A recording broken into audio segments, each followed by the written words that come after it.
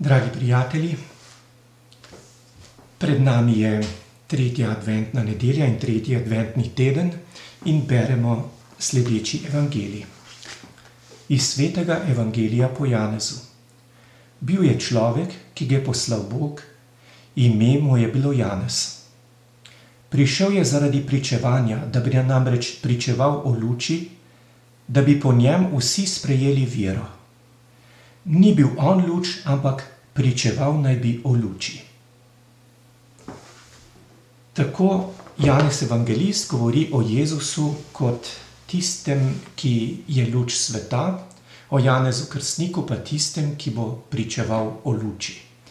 Tudi Jezus je o sebi večkrat rekel: jaz sem luč sveta, kdor hodi za menoj, ne bo hodil v temi, ampak bo imel luč življenja. Kaj ta luč pomeni? Gre seveda za notranjo duhovno luč. V moči te luči, v njenem siju mi vidimo življenje in našo prihodnost drugače. Recimo že čisto preprosto. Če se človek ozre v naravo, v nebo, mesec in zvezde, v siju te notranje luči reče Gospod: kako si to čudovito ustvaril, kakor beremo v psalmu številka 8. V moči te notranje luči vidimo polno lepih drobnih dogodkov v življenju, recimo pri otrocih, v naravi, med starejšimi ljudmi, v službah jih doživljate, drobnih dogodkov, v katerih na poseben način doživimo Božjo bližino in veselje. V moči te notranje luči vidimo tudi dobroto ljudi in se za to dobroto zahvaljujemo.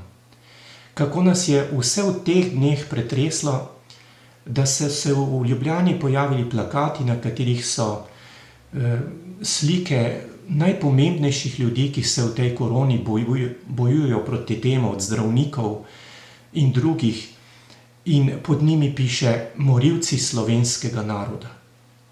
Kako velika notranja tema mora biti v človeku, ki je to napravil. V moči te notranje luči vidimo mi celo našo prihodnost in smrt drugače. Vzemimo primer indijskega pesnika Tagoreja, ki je o smrti napisal takole: vračam ključe svoje hiše, vračam svetilko, svetilka tega življenja ugaša in svita se onstranski dan. V tej notranji luči tudi smrt mi vidimo drugače. Svita se onstranski dan.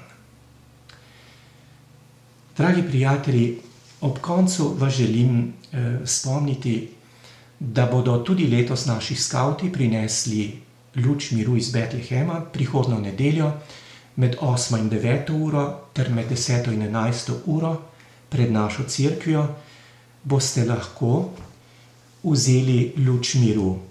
Svetujem vam, da si prinesete takšnole posodico že od lanskega leta, skavti pa vam bodo dali samo ta vložek, seveda ob upoštevanju vseh predpisov, ki so zdaj potrebni.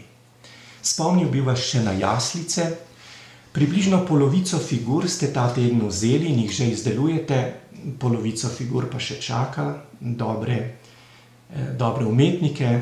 To je figura enega pastirja, ki kaže proti jaslicam. Lepo vas povabim, da pomagate pri tem.